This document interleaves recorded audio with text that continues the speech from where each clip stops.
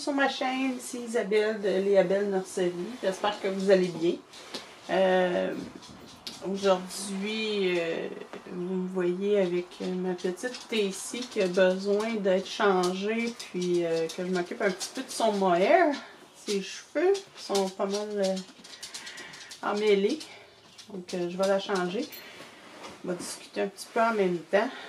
J'ai pas fait beaucoup de vidéos ces temps-ci. J'avais enregistré pas mal d'avance mes tutoriels. Comme ça, je pouvais continuer à quand même poster des vidéos, mais je suis tellement occupée, ça n'a pas de sens. J'ai 3 costumes à faire, 3 poupées personnalisées. J'ai un paquet de corps à coudre. C'est ce que ça a l'air quand je couds les corps, là, c'est des... Quand je parle des corps, là, c'est les slips là, pour les poupées. Là. J'en ai une pelletée à coudre. Aujourd'hui, il y a quelqu'un qui devait venir faire notre toiture. Finalement, il était supposé arriver à 7 h ce matin. Là, il est 9 h 47. Il n'est toujours pas là. Donc, je vais en profiter pour faire mon vidéo avant qu'il décide d'arriver et qu'il y ait trop de bruit. J'espère que vous m'entendez bien. Ma caméra est loin un petit peu. Donc ça, j'ai pas mal terminé avec mes tutoriels. Donc, ce que je voulais discuter un petit peu avec vous, là, c'est qu'est-ce qui va venir par la suite. Puis, qu'est-ce que vous aimeriez voir dans mes vidéos. Je voulais aussi... il y a plein de choses que je voulais parler. Puis là, je sais pas, un matin, j'ai comme un brain freeze, j'ai comme plus rien qui me vient en tête. Je voulais vous parler aussi des costumes, des poupées personnalisées, qu'est-ce que c'est, puis à quoi s'attendre, puis comment ça fonctionne. Je pense que on va discuter de ça aujourd'hui. Donc ça, c'est ma petite Tacy. J'ai décidé que je voulais la mettre en vente. Je sais pas, ça sert à rien, une poupée aux yeux fermés. Moi, ça soit des petits bébés naissants, j'ai beaucoup de mal avec ça. Je sais pas, j'aime mieux vraiment quand ils ont les yeux ouverts. Ici, elle a été peinte par moi avec la peinture Ultimate Fusion. Elle est un petit peu brillante, lustrée. Il faudrait que je redonne une petite couche de vernis mat. J'avais utilisé le vernis Soft Touch, mais à la longue, ça devient un petit peu plus luisant. Mais elle a plein de détails, un beau mottling. Vous voyez pas très bien avec la lumière, là, je suis en lumière plein jour, c'est pas génial. Les cheveux sont enracinés avec un mohair qui vient de la Russie, qui est une super belle qualité, c'est vraiment doux. Donc ça, je pensais la mettre à vendre, donc pour ça que je l'habille un petit peu mieux que ça. Un petit peu de poils. Elle a un couvre-couche que j'avais cousu moi-même. Je vais vous montrer. Couvre-couche en coton que j'ai fait. Faudrait que j'en refasse d'autres. Tout ça, j'aime bien. C'est pas super à porter tout seul sans couche en dessous parce que c'est pas très épais. Ou donc, faudrait que je me trouve des inserts en coton peut-être pour mettre. C'est pas vraiment une couche, c'est plus vraiment un couvre-couche là.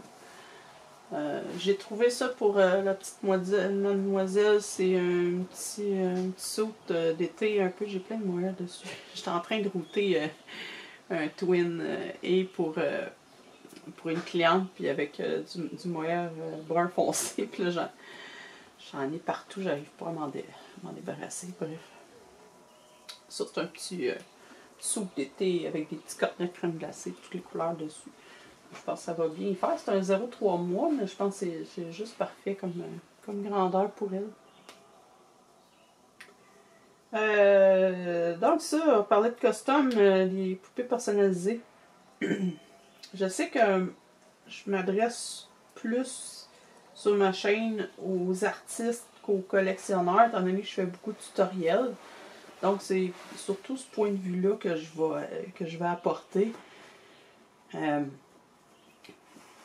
C'est quoi un costume exactement?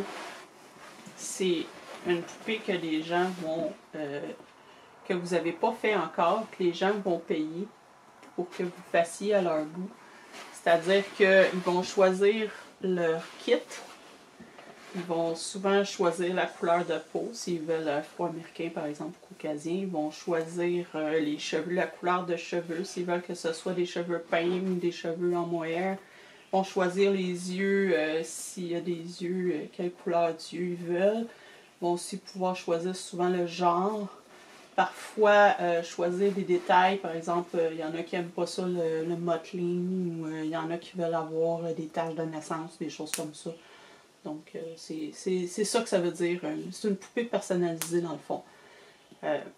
Il y a différents degrés dans la personnalisation qu'on peut offrir à nos clients.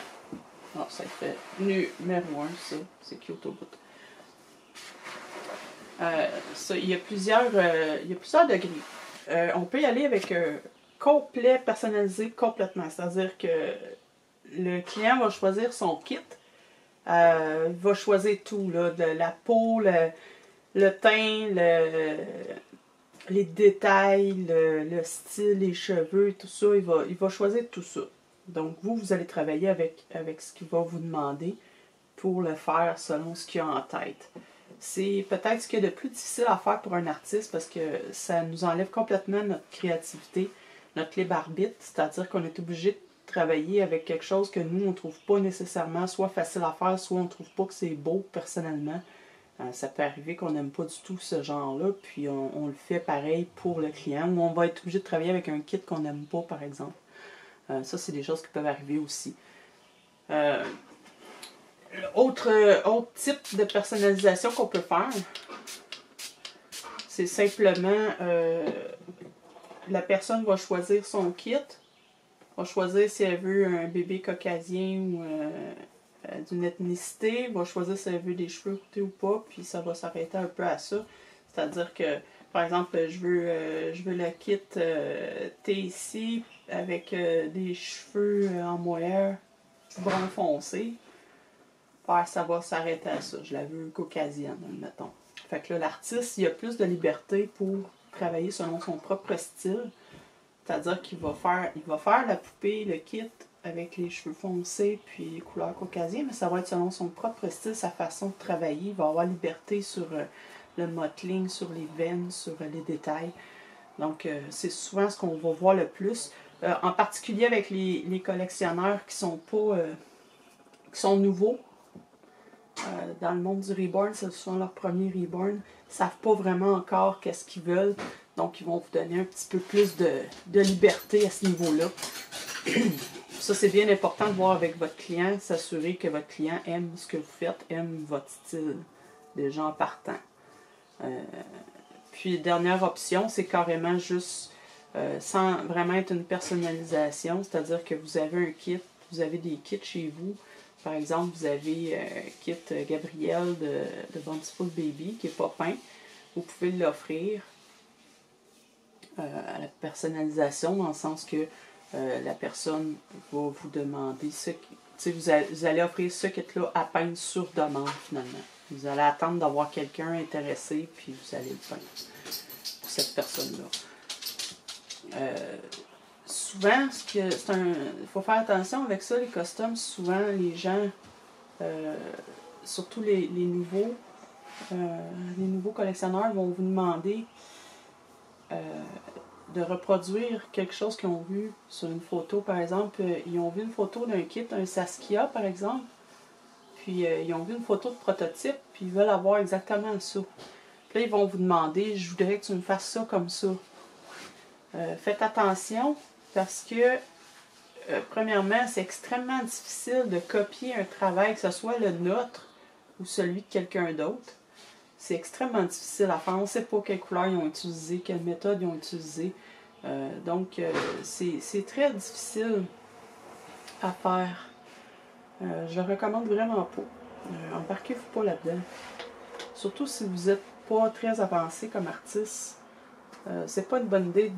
Même si on veut vendre, si on veut pas perdre le client, qu'on veut faire de l'argent, dites pas ah oui, je suis capable de faire ça, je vais te le refaire sans problème. Ça marchera pas, ça arrivera pas. Même moi-même, répliquer mon propre travail, j'y arrive pas. Je me rappelle pas qu'est-ce que j'avais fait, quelle couleur de mottling j'avais utilisé, combien de couches de bleu et de rouge que j'avais utilisé. Donc, c'est pratiquement impossible à faire. Donc, faites attention à ça.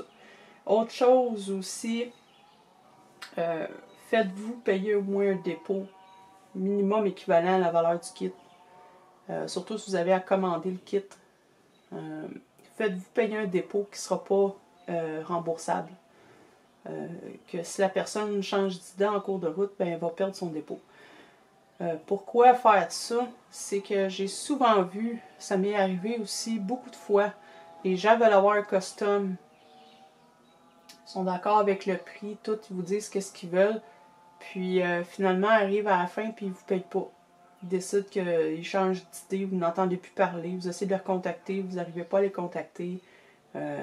Ça arrive souvent, puis c'est très très désagréable d'avoir perdu son temps puis son argent. Si vous n'avez pas de dépôt, l'argent que vous avez investi pour le kit, la peinture, etc., ben, vous le perdez. Donc, c'est important le dépôt. Ça, c'est une autre chose aussi qui arrive souvent. Il faut savoir quand on se lance que ça peut arriver effectivement qu'à la fin, la personne refuse la poupée, soit elle n'est pas à son goût, soit carrément elle décide qu'elle n'a pas d'argent pour vous payer. Là. Ça arrive plus souvent qu'on pense. Donc, ça, c'est un passé bien avant d'offrir des costumes. Moi, c'est la chose qui me dérange le plus. Les gens, ils sont tous excités, ils veulent avoir la poupée, puis ah oui, puis je veux avoir ci, puis je veux qu'elle soit comme ça, puis ils arrivent à la fin, puis ouais, mais j'ai pas d'argent pour le payer, moi, mais c'est ça, moi j'ai travaillé, puis... donc c'est quelque chose de très très désagréable qui peut arriver. Si vous êtes prête à vivre avec ça, lancez-vous, pas de problème. Si vous avez un dépôt, au moins vous ne perdez pas tout, au moins votre kit est payé. Toujours moyen de se retourner de bord après ça puis de vendre la poupée ailleurs. Donc, pour recouper les frais aussi. Donc, ça prend un dépôt, surtout pour vous assurer que la personne est sérieuse, qu'elle sait dans quoi elle s'embarque. Souvent, c'est les jeunes, les jeunes filles adolescentes ou même des enfants à l'occasion qui vont vous contacter. Vous ne saurez pas que c'est un enfant avant la toute fin. Là. Donc, oui, ça, c'est bien d'avoir le dépôt. Ce que j'aime moins aussi avec les costumes, c'est ça, c'est le manque de liberté que j'ai pour créer ma vision. Je peux pas créer ma vision, il faut que je crée celle de quelqu'un d'autre. C'est pas évident de savoir ce que l'autre personne a en tête non plus. Comme là, celle que je fais, la Twin A, elle m'a demandé un teint couleur miel beige, miel beige ou un beige doré. Je sais pas si vous savez, mais c'est pas évident à voir comme image en tête qu'est-ce qu'elle entend exactement par cette couleur-là. Donc, c'est un petit peu plus de travail là, pour essayer d'arriver au teint qu'elle a en tête et qu'elle veut avoir. Tu sais, quelqu'un qui vous demande un bébé afro-américain, pas trop foncé, ouais, pas trop foncé, comment, c'est quoi pour toi, pas trop foncé?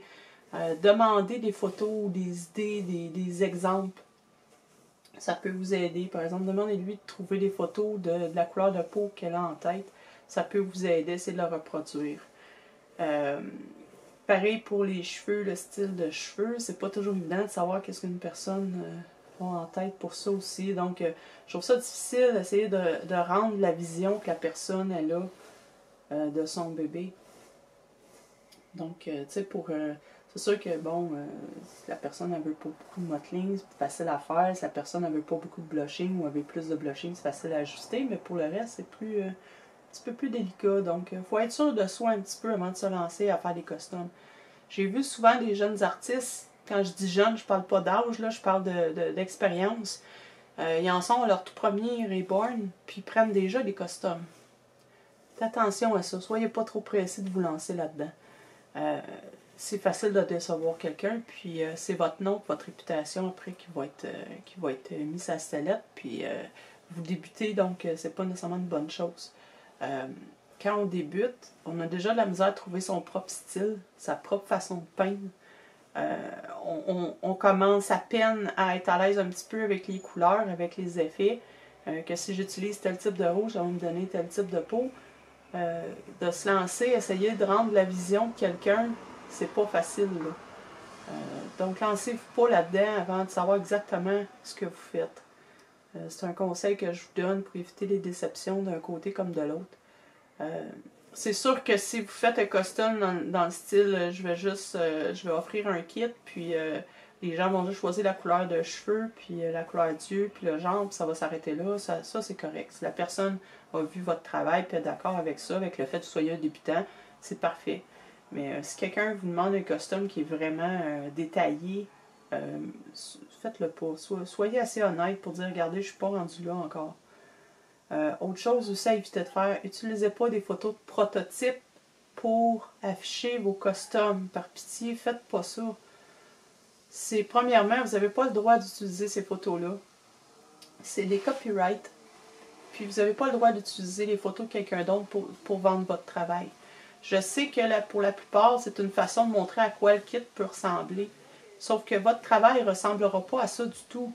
Donc, la personne qui n'est pas tellement au courant des Reborn, c'est son premier, elle a magasiné un petit peu, mais elle ne connaît pas trop ça, elle arrive devant les photos de prototypes, elle ne sait pas c'est quoi un prototype, elle pense que c'est vous qui l'avez fait, elle pense que vous allez lui offrir une poupée comme ça. C'est pas honnête, c'est pas bien. Montrez des photos de votre propre travail. Même si c'est pas le kit que la personne veut, c'est pas grave. Bon, Tom, arrête. Chien, montrez des photos de votre propre travail. C'est une autre raison pourquoi je pense qu'un débutant devrait faire attention avant d'offrir des costumes. Souvent, on n'a pas beaucoup de photos de notre travail à montrer, justement, quand ça fait juste 4-5 poupées qu'on fait. Ça peut être plus difficile. Mais quand vous en avez fait plusieurs, n'hésitez pas à afficher des photos de vos Reborn à vous avant d'offrir un costume. Puis si la personne veut savoir à quoi va ressembler tel kit, ben qu'elle aille voir sur les sites comme McPherson ou qu'elle aille faire une recherche avec le nom du kit sur Google. Ça va lui donner plein d'idées à quoi peut ressembler le kit. Donc ça, c'est un gros nom à faire. J'en vois beaucoup sur Etsy en particulier. C'est trompeur. C'est pas une bonne idée de faire ça. Montrez des photos de votre propre travail. Puis si vous avez honte de votre travail, ben offrez pas des costumes, tu sais. C'est simple, ça semble évident, là. Mais des fois, j'ai entendu une fois ça. Je dis, ouais, mais je peux pas montrer des photos de mes poupées, ils sont pas super belles. Je dis, ben oui, mais c'est ça, la personne, elle la paye pour que tu en fasses une, tu sais. Donc, autre chose aussi, c'est que prenez pas des commandes que vous pensez pas être capable de réaliser dans un temps raisonnable. C'est-à-dire que, normalement, un temps raisonnable, là, ça va autour de 3-4 semaines jusqu'à peut-être 8 semaines, 12 semaines dans le gros max. Normalement, vous devriez être capable de peindre et d'assembler un Reborn. Si vous avez plusieurs costumes en ligne qui attendent, par exemple, vous avez déjà 3-4, ben le 5e, là, il va aller dans 3-4 mois, 5 mois avant que vous puissiez le commencer. À moins que vous en fassiez plusieurs en même temps, mais encore là, c'est pas toujours si simple que ça. Puis des fois, la vie nous amène d'autres choses, puis on n'est pas capable de travailler aussi vite qu'on aurait voulu. Par exemple, dernièrement, on a vécu une grosse canicule ici. Ça m'a retardé dans mon travail, dans mes costumes, parce que, Seigneur, je n'étais pas capable là, de rester plus qu'une heure ou deux maximum dans mon studio dans la journée. Ça montait à 40-44 degrés Celsius. Donc, ça vient retarder aussi le travail. Donc, prenez-en pas plus que vous êtes capable. Si vous savez que ça vous prend un mois peindre une poupée au complet, calculez ça dans vos délais quand vous le dites à quelqu'un. Dites pas à quelqu'un, je vais vous le faire en 3 semaines, puis ça va vous prendre 6 mois. C'est sûr, des fois, ça dépasse. Moi-même, j'ai dû dire à mes clients, là, regarde, je suis en retard d'une semaine, parce que j'ai pas pu beaucoup peindre cette semaine. C'est des choses qui arrivent, les gens comprennent ça habituellement, pas trop de problème. Mais quand vous dites à quelqu'un, ben là, finalement, vous allez l'avoir le mois d'après, puis là, le mois d'après, ben là, finalement, ça va être un autre mois, puis là, finalement, le délai s'étire, puis la personne, elle attend 6 mois, 1 an, c'est pas correct pour vos clients. Puis ça va se savoir aussi, ça va se parler. Donc, pour votre réputation aussi, c'est quelque chose à faire attention. Prenez-en pas plus que vous êtes capable de faire. C'est pas mal ça pour les costumes. Autre chose, qu'est-ce qu'on envoie, qu'est-ce qui est inclus dans un costume généralement dans le prix. Ça va être un peu comme quand vous vendez vos poupées toutes faites. C'est-à-dire que c'est vous-même qui allez décider si vous envoyez des vêtements, un box opening ou pas. Faut que ça soit clair, puis discuter avec votre client qu'est-ce que vous envoyez. Par exemple, moi, j'envoie uniquement un vêtement, une couverture, des bas, un chapeau, le certificat, etc. Là. parfois une suce, la poupée prend une suce. Ça s'arrête à peu près à ça. Si la personne elle veut avoir plus de choses, à ce moment-là, on va discuter d'un prix. Mais pour le prix que j'offre mes poupées, c'est ça que j'envoie avec. Mais ça, il faut que le client le sache à l'avance. Il ne faut pas qu'il soit déçu. Si vous envoyez la poupée juste en camisole puis que le client s'attendait à avoir 3-4 vêtements, elle va être déçue. Donc ça, c'est quelque chose à discuter. Dernière chose aussi, faites-vous payer sur PayPal. C'est bien important. C'est votre protection, puis c'est la protection du consommateur aussi. Donc, faites-vous payer sur PayPal. Planifiez avec votre client comment vous escomptez recevoir les paiements. Voulez-vous recevoir un paiement par semaine? Voulez-vous avoir juste le dépôt puis le paiement total à la fin? Le délai, vous marquez tout sur votre facture PayPal, ce qui est inclus, etc. Donc, pas de surprise ni d'un côté ni de l'autre. C'est une bonne façon de faire des affaires. Donc, c'est pas mal ça, je pense, pour les customs. C'est pas tellement compliqué, mais c'est des choses à prendre en compte avant de se lancer là-dedans. La plupart des gens entendent juste custom, faites faire un custom par un artiste, mais ils ne savent pas vraiment qu'est-ce que ça implique non plus. Donc, c'est à l'artiste aussi d'expliquer au consommateur quoi s'attendre. Donc, c'est clair qu'on ne peut pas modifier un kit. Je me suis fait demander de modifier des kits. Par exemple, est-ce que je peux avoir celui-là, mais les yeux ouverts? Non, je peux pas modifier le kit, c'est en vinyle ça là. C'est pas moi qui le sculpte là. C'est pas moi qui le fais là. Moi je le peins. Donc faut être franc avec les clients par rapport à ça. Si en cours de route quelqu'un vous demande, j'aimerais mieux que la bouche elle soit un petit peu plus souriante, ben, regarde, s'il fallait que je choisisse un kit plus souriant, là, je peux pas rien faire. Donc faut que ça soit clair ça. Bref, la clé, c'est vraiment la discussion.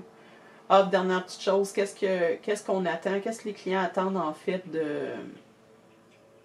de suivi, de photos, etc. Est-ce qu'on doit ou pas envoyer des photos, puis à quelle fréquence? Ça dépend vraiment de la personne, ça.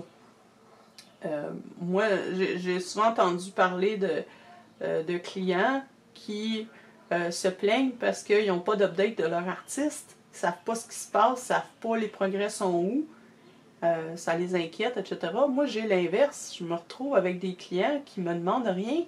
Puis là, ben là, c'est moi qui se demande, OK, mais là, est-ce qu'elle va aimer ça ou pas? Là, j'envoie des photos, est-ce que ça te va? C'est tout ça t'avais en tête? Donc, tu sais, j'ai des clients qui me demandent pas du tout. Donc, il y a comme les deux extrêmes. Mais généralement, on essaie de ne pas attendre que le client nous poursuive avec ses questions. Ce qui est raisonnable souvent, c'est d'envoyer une photo à peu près à chaque étape. Non, pas à chaque étape, à chaque couche de peinture. Ça, c'est excessif. Si quelqu'un vous demande de faire ça, dit, regarde, c'est pas possible, je suis désolée. Là. Mais je parle une première étape, une fois que mottling, veine, blushing est terminé. Ensuite, une fois que le teint de peau est terminé, que vous avez achevé ce que vous pensez être correct, histoire de vérifier que tout est beau. Puis une dernière photo peut-être pour les cheveux. Soit le progrès, soit comment vous avez terminé les cheveux pour vous assurer que tout est parfait. Puis ça, c'est très important, en particulier avec les cheveux peints. Attendez pas à la toute fin. Essayez de voir, de faire un pattern, là, puis essayez de montrer à votre client, de voir s'il est correct avec ça, parce que c'est dur d'effacer les cheveux puis de recommencer. On peut pas faire ça sans stripper le kit. Là. Le moyen, on peut l'enlever puis l'en remettre. Mais les cheveux peints, non. Je pense que c'est les 3-4 photos là, qui sont importantes. Il y en a qui peuvent s'entendre aussi pour déjà t'envoyer une photo par semaine. C'est à vous de voir avec votre client avec quoi vous êtes confortable. Étonnez-vous pas si vous avez des clients qui vous achalent à tous les jours pour savoir où ce que ça en est. Faites juste leur répondre. Je travaille dessus, je vais vous envoyer une photo à la fin de la semaine.